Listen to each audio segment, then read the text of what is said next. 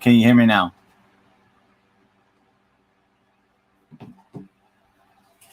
Okay, good. All right, I can be heard. Can you hear me now? There we go. Sorry about that, everybody. I am a fool. I'm a fool. I have to get that fixed tomorrow. I apologize. So, as I was saying, welcome to the recap. Those who've been here, I am now here, and you can hear me. We had an action-packed show tonight, and so if you're there for wrestling, it's right here. They started off Dax and Cash, the match we all was tuning in to watch for the Owen Hart tournament, and these boys did not disappoint. We had CM Punk on commentary. You know, he's not going to disappoint. It's what he does. Very good technical, I won't say masterpiece, but it was a very, very, very strong match between the two. Dax ended up getting the win. I think we all kind of saw it one coming. He's been getting kind of the more singles matches, maybe a little bit of a push in that department. So even if it was predictable, it was a very good match. These guys made Brett and the Hart family proud with it, and it was nice to see. Thank you, babe. Thank you, babe. I love the shirt as well.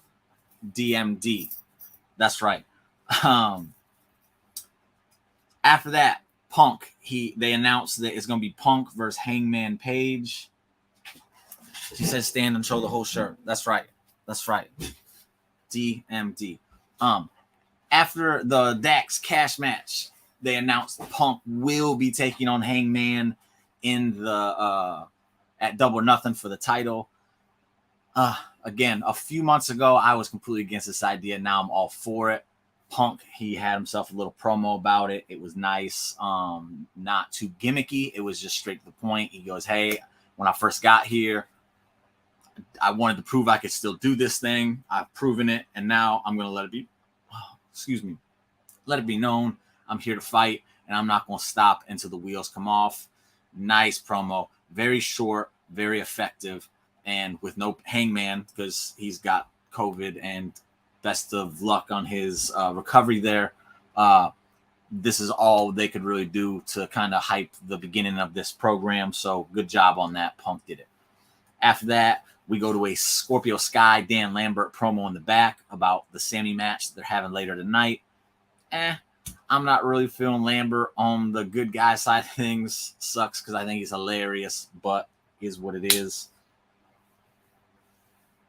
Yep. I think Davis says this should be Punk's first belt, and Page heads off with the Elite Bullet Club War. Yes, I definitely see that happening. I just hope it leads to Punk having to turn heel during the match because he's his goal is slipping away from him, and he's not going to let it do that. So he's going to pull out all the stops and do whatever it takes to get that belt. That's the story I want to see. I want to see Punk as a heel. That's what I want to happen. We will see if that's the road they go down, though. After the Scorpio Lambert promo, we got a Blackpool Combat Club. Boom, I got it again this week. And they took on the Nightmare Factory with my man QT Marshall. In case you didn't know, I love some QT Marshall. He is the man. He needs y'all's respect. He knows his professional wrestling game, and he does it damn good. Yuta got a nice pop from the home crowd. Good on him. This match went like you would expect. Blackpool Combat Club kind of just beat a bunch of ass. I like how at the end of these matches, whether it's 1 man, 2 man, 3 man, it doesn't matter. They all get in at the end and they're all doing something. You get people tapping, people getting pinned at the same time. It's cool. It shows their effectiveness as a unit. I like it. I just wish they'd come out as a group as well. As they finish the match together, they should begin the match as well together. I'm slipping over my words. Yeah, it was good. Yeah, Yuta got a bigger pop than Mox and Danielson. That's crazy, but hometown, so good on him. Hot potato. I will get to that hot potato nonsense in a minute. After that match, though, Yuta picked up the win with the pinfall. Good on him. He should be getting all these wins in these multi-man matches. Build him up. He can be a big-time player for AEW in the future. Just build him up. Continue to give him this push, and people are already buying into it. So just keep up with what they're doing. After that, we go to the back. We had a Britt Baker, Jamie Hayter, and a Tony Storm, Ruby Soho segment. All 4 of these ladies have already qualified for the Owen Hart tournament. So I imagine they'll probably have a tag team match sometime in the next week or two because they were going back at it. Britt with the catering line that she likes to use every once in a while. And then Soho, she hit the enough is enough and it's time for a change Owen Hart line. Thank you. It was nice. Good shit for that. And that's what the segment was. It was nothing crazy, nothing special, just to kind of hype up the Owen Hart women's tournament and the 4 ladies that are still participating. After that, the Jungle Boy, Luchasaurus, and Christian were in the back in a segment, and Jungle Boy was talking about how he's not feeling himself after his loss last week, and then Christian Cage teasing that little heel turn says you don't sound like anything but a loser right now. And then he kind of went back on it and said, this is a teachable moment. You come back from this. And then they challenge the top 5 tag team. In comes Hobbs and Starks. Thank you. I would not be mad at all if those boys are the ones that took the belts from Jungle Boy and Luchasaurus. And then Jungle Boy and Christian Cage can go on and do their thing. Please, I'm all for that. Get Jungle Boy away from Luchasaurus and let him flourish on his own for a little bit. Christian heel turn will be fun.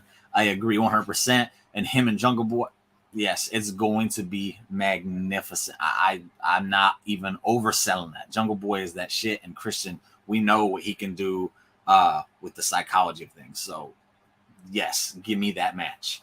After that, we get the Lance Archer versus Wardlow. Wardlow comes out, no music, in the cuffs. MJF and Shawn Spears, they're up in the audience in a little booth of their own, sipping champagne, having a good time. Lance Archer jumps the gun, takes out security and Wardlow. This is a very physical match. What I loved about this match is seeing Wardlow do things I did not know he could do. He hit the standing, well, not a standing, but a running jump up Hurricane Rana from the mat on Lance Archer. I was like, damn, okay, that's nice.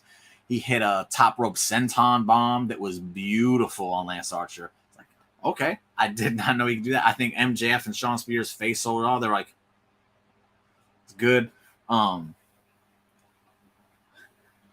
He needs to get war picks for Wardlow. That would be pretty cool. I don't want it to be a theme song, but for like the night he faces MJF, that would be pretty cool. They just continue to do this Wardlow build. Perfection. It's perfection. This man is going to be so over by the time he beats MJF. It's not even going to be fun. You're going to have to put the title on him. That's how over this man is going to be. And he just impresses. He has the Wardlow is a top dude for these guys, and if they need to do everything they can to hold on to him, because he can be the you got MJF. If they can keep him, he's going to be that heel for them for the next 15-20 years. Wardlow can be that nemesis for him. That's how good he is. If he could just learn some more promo, Wardlow is perfection. Christian is a great heel. Yes, he is. He could be the one to beat Punk. Yes, because he manhandled Punk in that match they had. So the next logical step would be to like, hey, I'm here to finish what I was started. And if it wasn't for MJF, I would have done it anyway. So yeah, I wouldn't be mad at that. And then you could have MJF come back and take it from Wardlow. And then that thing just continues on for the next however many years. It's right there. It works. That's how high I am on Wardlow at this point. He is so damn good. And then he ended up getting the Powerbomb Symphony, powerbombing that big old Lance Archer 4 times after kicking out of the blackout. He didn't really kick out. He just reversed it into a pinfall, but still kicking out of the blackout, big deal. And then 4 powerbombs on Lance Archer. Damn. And it was easy for him. He ain't struggling. He's just literally, bam, easy.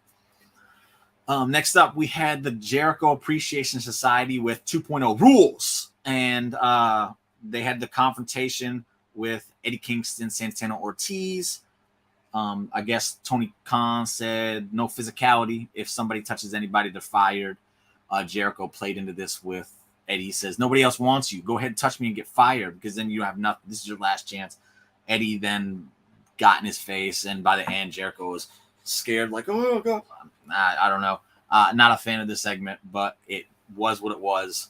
But Jericho basically let it be known, hey, we have the numbers on you guys, and we're just going to start taking you out one by one. I still have to believe that at some point 2 more people are going to join this thing. Just not sure who. It's a mystery at this point.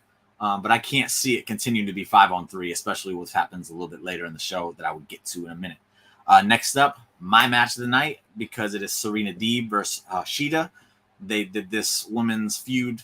It was great. It doesn't revolve around the title. It's been over the course of, I think, like 3 months, but it hasn't been overkilled. Shida had to go away to sell an injury. So it was. I love how they did this feud. I wish they did more of this. I think they did this feud better than any women's championship feud they've done.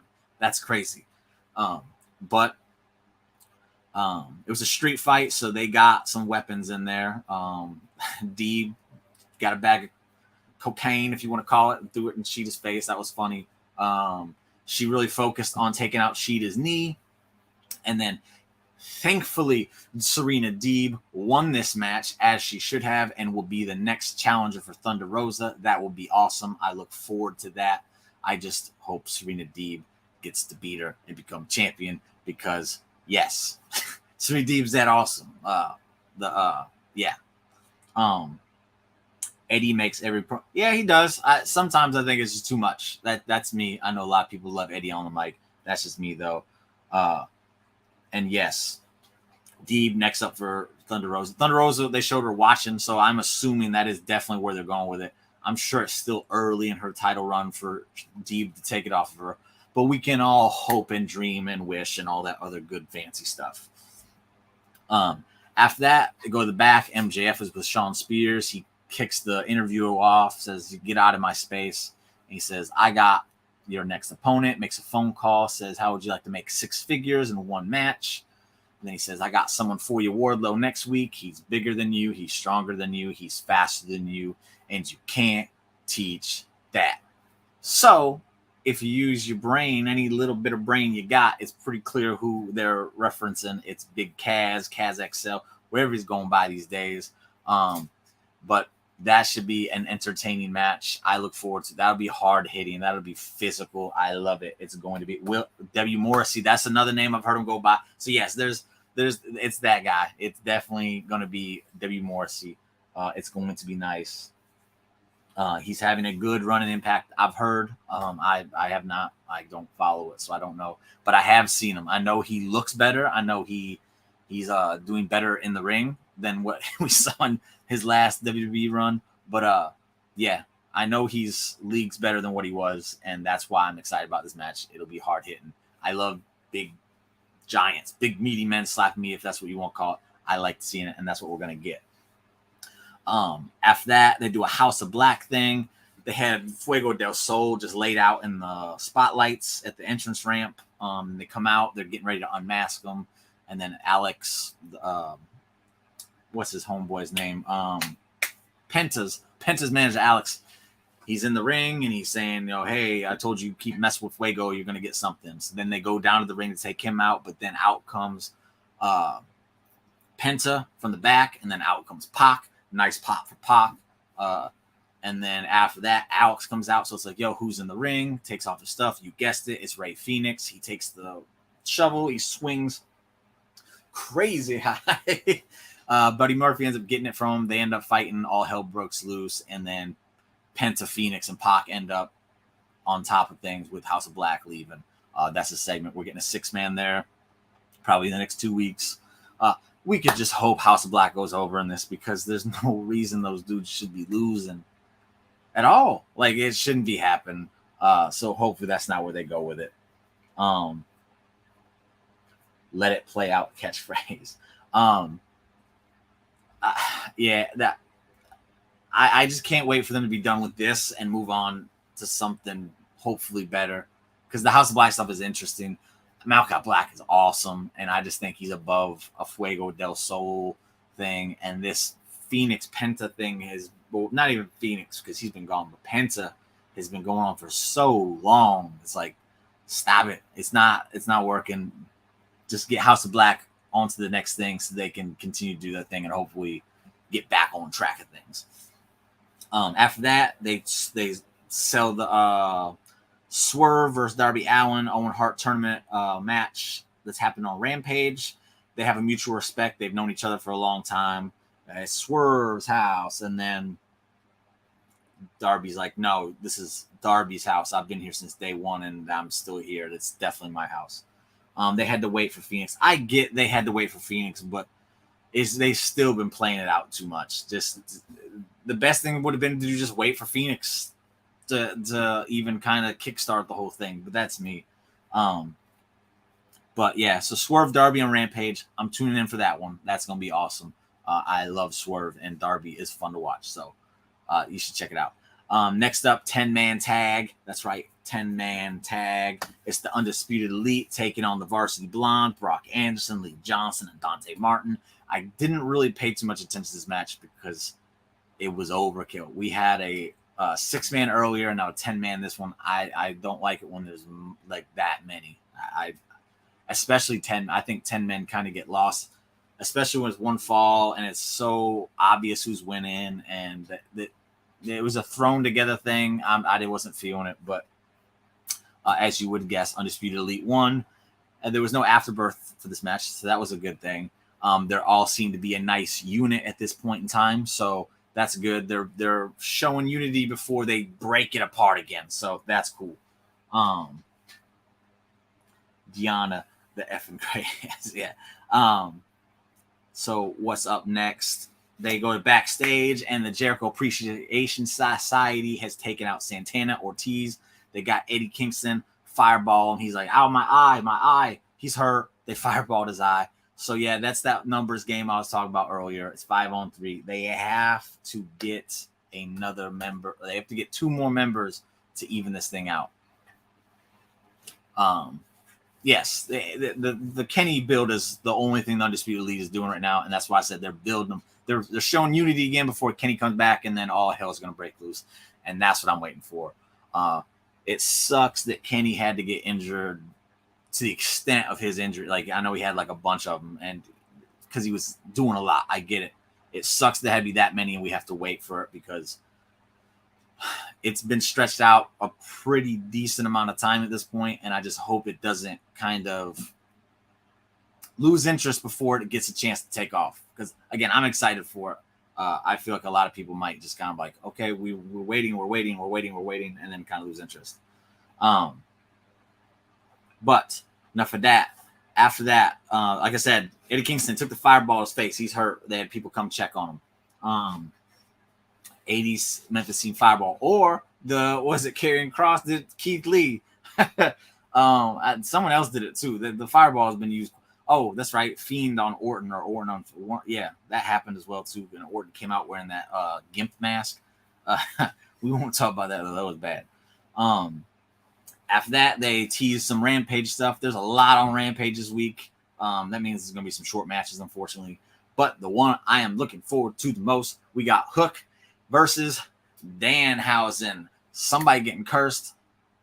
I've been waiting for Danhausen to make his debut in AEW. I love it. I cannot wait. It's going to be awesome. But on top of that, like I said, we get Swerve versus Darby. And then I can't remember the other matches, but there was Trent versus Samoa Joe for the Ring of Honor TV title. So that should be a good one as well. Rampage. I don't know how many people, like, I obviously a lot of people aren't watching it. I suggest you watch Rampage because I enjoy it pretty much every week. Every once in a while, there are some matches that are just kind of like, whatever. But that's every show, so you shouldn't hold that against Rampage. It's actually a really, really good one. Also, with as Courtney keeps mentioning in the chat, Deonna Purrazzo, she will be taking on Mercedes Martinez on Dynamite next week. So if you're a Purrazzo fan, look out for that one. I'm excited because I don't get to see enough of Purrazzo, and I know she's really good. So to see on Dynamite, that's going to be fun. I can't wait. Then now it's time for the main event. And I would be so much more excited about this because unlike most people, I actually like Sammy Guevara. I met the man. He's not the prick he comes across of on TV. So I like the man. With that said, I'm not excited about this match because Sammy Guevara clearly knocked himself out. He's climbing the ladder and then he couldn't reach the title. So he did the whole, I'm crazy. Yeah, we know you're crazy, Sammy. He did a little corkscrew flip and landed square on the back of his neck and immediately just was like, just zoned out. He knocked himself out. That's the match. Call it right there, especially when it's a ladder match. Like, did they not learn the lesson with the Matt Hardy Sammy street fight where Matt knocked himself out? Not feeling it. I don't like that they kept this match going, but they did. There's several other points during the match where Sammy, his eyes were just glossed over. He couldn't focus on it. It was just like, it sucked. And it probably dampened the match a little bit. Let's see. Adam Cole and SP Elite. Yeah. It was obvious, yes. What do we got here? Sorry, my thing froze up. I missed all these things. I'm trying to get back on them. Yes, for the Ring of Honor title, the TV title, that is going to be good. Danhausen ain't that bad in the ring. I've watched him. I've definitely checked out Dan. I'm fully aware he's good. I've been waiting for him on AEW. But yeah, he was. We know because the refs kept checking on him throughout the whole thing. They had to maneuver some things around to make this match work. Just call it. Like we get it. Like he knocked himself out. And then what makes it even worse is after that he ends up going for the cutter spot again, but this time Scorpio Sky hits him with it. So he's got a concussion and he's getting a cutter into the mat from the ladder. No. Then at the end of the match, he's climbing and there's a ladder with barbed wire wrapped around it. We've never seen this before. We haven't. It's cool, and I would be so excited about it if it wasn't for the concussion. But Sammy gets knocked back into it, and it hits his head on the ladder, then hits the mat again. It's like, come on. And then he climbs the ladder again and gets knocked off again. come on, you're not protecting this kid at all. He's a pillar for you guys. He's a future for you guys, and I just think that's insane to do. I think that's absolutely insane to allow this man to continue in that match. You definitely didn't learn from the last time, and for that, shame on you. The match is okay, but again, you can't really do much when one's got a concussion. And the match suffered greatly for it. I thoroughly expect Scorpio and Sammy to be able to put on a much better ladder match. But again, when one's got a concussion, you can't really do shit. Scorpio Sky ended up getting the win. Paige Van Zant got involved. Tay Conti was involved a lot. Dan Lambert got himself a kick in the PP from Tay. I think the crowd popped for that one. Tay and Paige ended up kicking themselves out of the match. A lot was happening. But yeah, I just can't get over the fact that he gave himself a concussion. It was clear as day. And they just like, yeah, just keep rolling. Yeah, Sammy say do anything to keep the title, but throw kayfabe out the window. He was hurt. But yeah, that's the thing. Frankie Kazarian came out. I think there's a thing where you're going to get Frankie versus Scorpio for the TNT title next. Not bad. As it was pointed out earlier in the chat, that title has become a hot potato. What the fuck? Why? That title means just as much right now. Not fully. Don't crucify me on this. But that title is like the 24/7 title at this point. It's literally every time someone's involved, it's changing hands. Since Miro lost it, yes, it's the 24/7 title of AEW. Yeah, it has become that the last 6 defenses. It's changed hands 5 times, I think. Come on. Put that thing back on Miro and let him bring the prestige back up. Where's Miro been? Put it back on him. Because that's just not cool. That's your secondary title, and you're just treating it like it's just here. Who wants to hold it for a week? Don't do that. Like I said, put it back on Miro. He will bring it back. Or here's an idea: put it on Johnny Hungy. Put it on anybody. Just Scorpio to me is boring. Put it on Ethan Page. Ethan Page would have been a much better option for me. But to think that we had Sammy versus Scorpio, Scorpio wins the title. Then we have Sammy versus Scorpio, and Sammy wins the title. Then we have Scorpio versus Sammy, and then Scorpio wins it back. Come on, no, I'm not with that. That's yes, Miro needs to come back. It's been far too long. There's no reason for him not to come back. There's other people they could put this TNT title on and make it better. Again, Ethan Page is the number one they should do. I was really hoping he was going to come out there and cost Scorpio the title, honestly. But anyway, that's the show. It was a very action-packed show tonight. I think it would have been a above average show if it just wasn't for that main event stuff. And that maybe that's just me. I'm being too hard on them because they let the dude with the concussion keep on going. But again, if it hadn't happened before, I probably wouldn't be so critical now. But it's happened before. Can't let it happen again. Yeah, make it better, please. Make it better, Tony. So with that said, thank you for joining. Thanks for the chat. Chat was hot tonight. I really appreciate it. Y'all was really giving me some stuff to bounce off with. So much love for that. I will be back this weekend for the podcasts and then back next week with another Dynamite recap. From the looks of it, we got a nice show because we also got Bobby Fish versus Jeff Hardy for Owen Hart thing. That should be a nice match.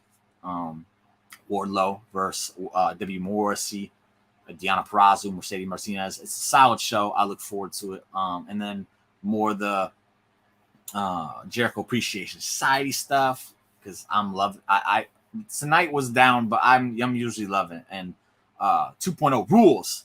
Those dudes they steal the spotlight every time the camera's on. Just watch the segment so you can see homeboys just do their facial expressions and just it's fantastic. But with that said. I will see y'all later. I appreciate it. Thank you very much. And that's all. So, boom. Goodbye.